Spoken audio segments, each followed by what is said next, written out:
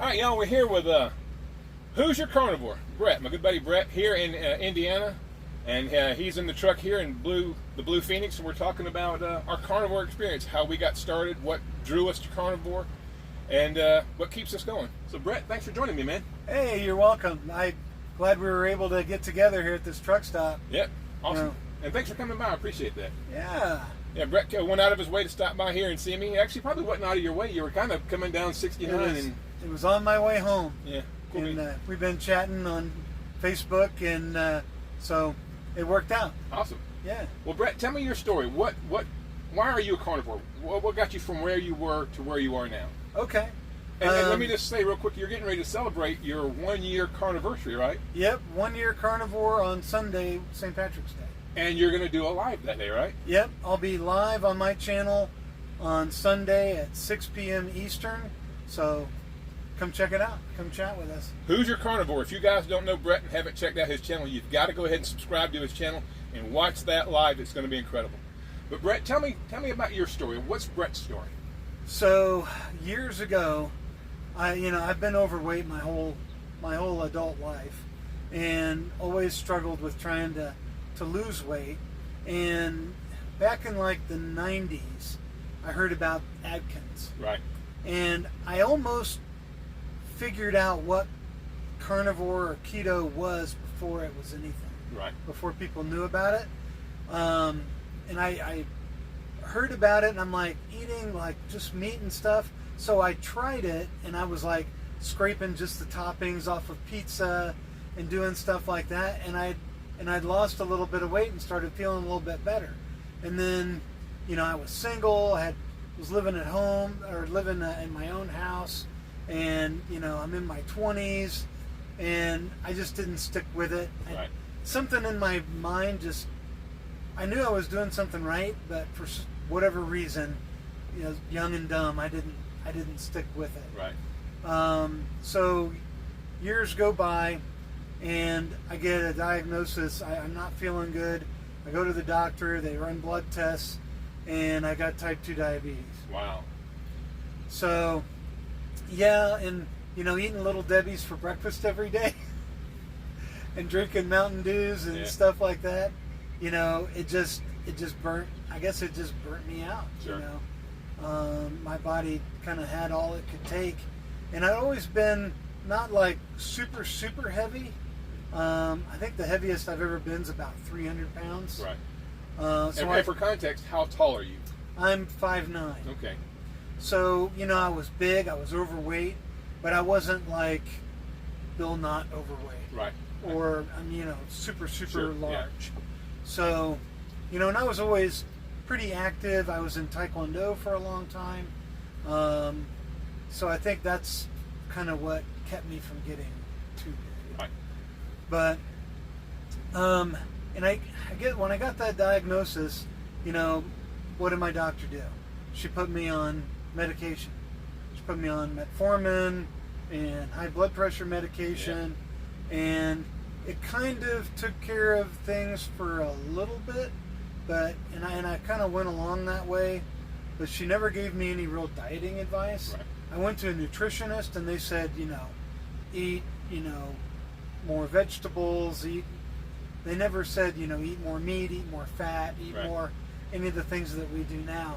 And they never really explained to me what diabetes really was.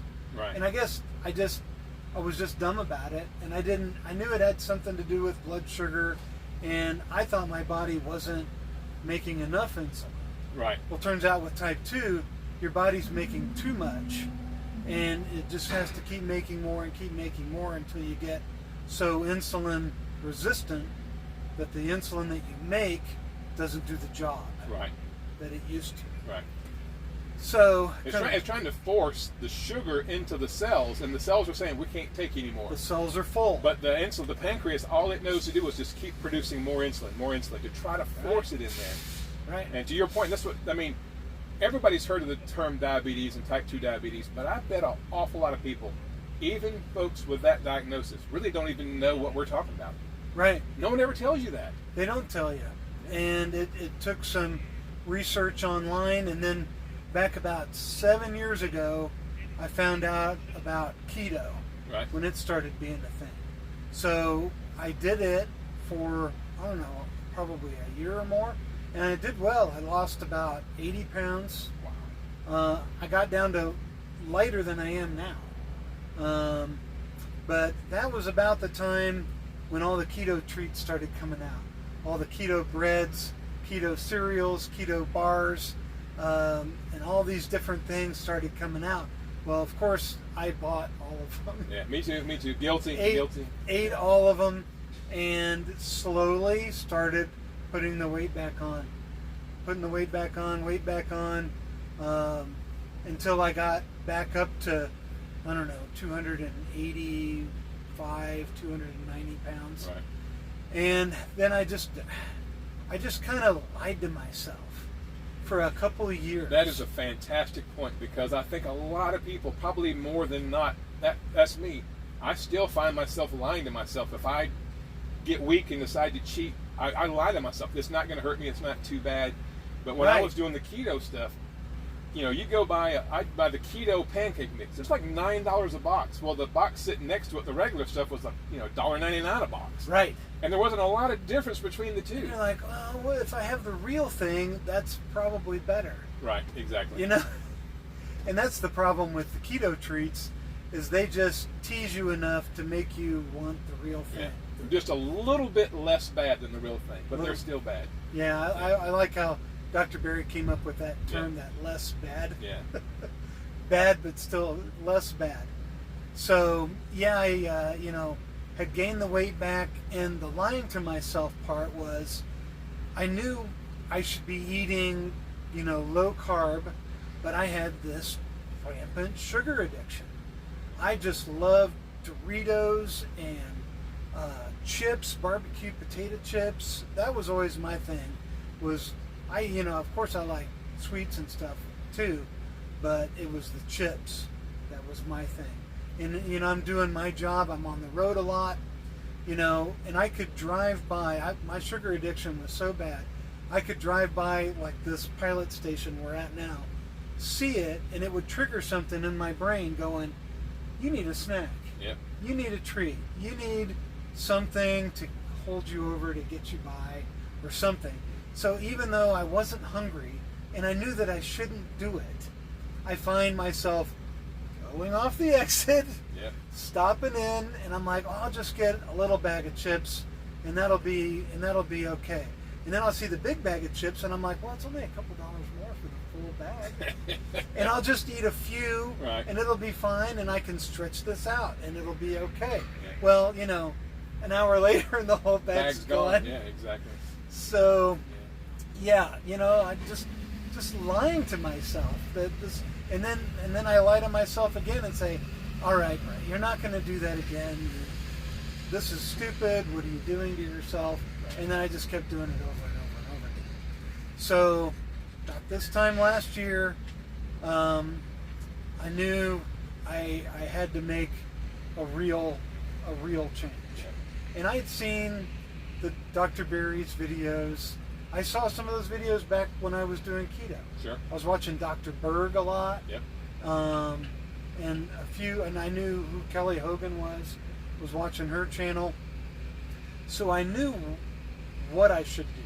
I just never got the courage, I guess, Right.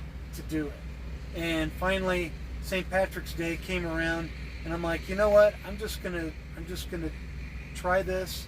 I'm gonna do carnivore, and this is a good marker day.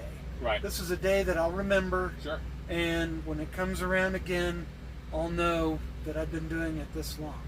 Well, it didn't take long before I started feeling better almost instantly. So other than the weight loss, was there any health issues that did you have pain? Any other thing got better with this? So over the years of doing like martial arts and stuff, I developed some elbow pain, Sure. like a tennis elbow. And probably within the first couple months that went away completely. Well, And I started dropping weight almost right away. sure. I think, and I wish I would have started my YouTube channel then instead of months later. Right. But I didn't. So it would have been great to mark that mark that progress, because Sure. I don't even remember now how quickly I'd lost the weight. Right. But I knew I probably dropped 30 to 40 pounds in the first 3 months. Wow. Pretty amazing. Yeah. Yeah. And blood pressure started going down. I still had my blood testers, so I was able to monitor my blood sugars, and my blood sugars went from being in the 180s on a regular basis down to the 120s. Wow. So I knew, Something was working. something was working. I was Right. doing the right thing. Yeah. So, and that just kept getting better and better. And then I, started learning about fasting, and I was doing intermittent fasting, Right. incorporating that. And now, I've lost about 65 pounds total. I've actually been probably about the same weight for 6 months now. Yeah. And I'm happy with where I'm at, but I want to lose more. Sure. So that's going to be my focus for the upcoming year, is trying to either get into doing priming or more fasting, or I think what I'm going to do is I'm going to do the lion diet. Sure. I've never done lion, Right. so I think I may try that and see where Yeah. that takes me. Yeah. But all things I'll probably talk about during my live on Sunday, That'd be awesome. because I plan to talk about the future. Sure. Absolutely. So now I'm off all my meds. I haven't been on any meds for a long time now. Right. So feeling good, doing Awesome. the carnivore life. Yeah. So And Brett, how old are you? I'm 54. 54. So he's 54. I'm 57. So it's never too late. It's never too late to address these issues. People think, well, I'm too old, whatever. I know old guy carnivore is like 75 years old. Yeah, he's Semi-retired Bob is 65 years old. So we have people that are older than us that we can look up to and model, and then hopefully somebody younger than us may see this video or one of your videos and realize that the earlier you start, the earlier healing happens. Yeah, I know. Because when I said back in the 90s, when I was scraping my toppings off the pizza, I started feeling better quickly. Sure. And that's when I was probably in my upper 20s, early 30s. So if you're overweight and you're thinking about starting carnivore and you're still in your 30s, 40s, you've got a really, really good chance to turn everything around. Exactly. Because your body's still young enough, and your metabolic system, your endocrine system is still healthy and viable to where you can recover. You can recover a lot. Yeah, you can reverse it quick. Well, Brett, I thank you, man. So- This is awesome. Thank you for sharing your story with me. It's good Yeah. to see you again. Good to meet you finally. Hey, I'm Yeah. trying to get up to where to do as many push-ups as you can. You got to get started. I'm struggling with the push-ups, but Yeah. I'm doing a few. Yeah. And I'm walking. A new thing I've been doing the last month or so is I've been walking a 5K every day. Yep. There's been a few days because of work where I've missed, but Sure. I've been doing my 5K every morning or evening.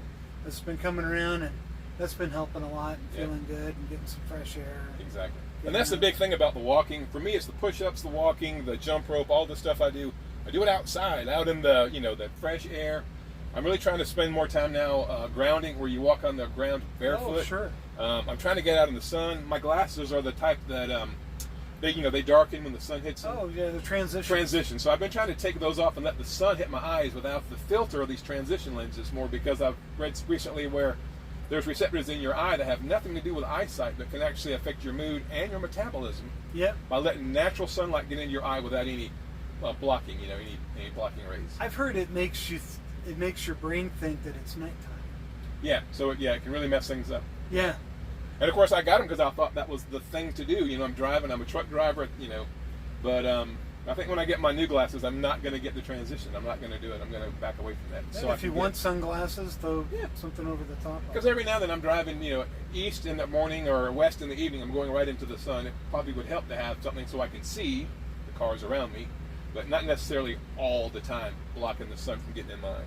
And going out and walking and doing the push-ups, I never felt like doing any of that before. Great point. Great point. And now I actually feel like I want to do it. So Yeah. I got energy to spare. Like I feel like I should do it. Right, exactly. Something in my brain just like I should. Right. It's almost like if you don't, I know for me, when I have all this pent up energy, which fat gives you more energy than carbs, because fat has 9 calories per gram, where carbohydrates have 4 calories per gram. So when your body's fueled from fat, you have more usable energy. That's true. So if you don't burn this energy off, for me, it's hard for me to go to sleep.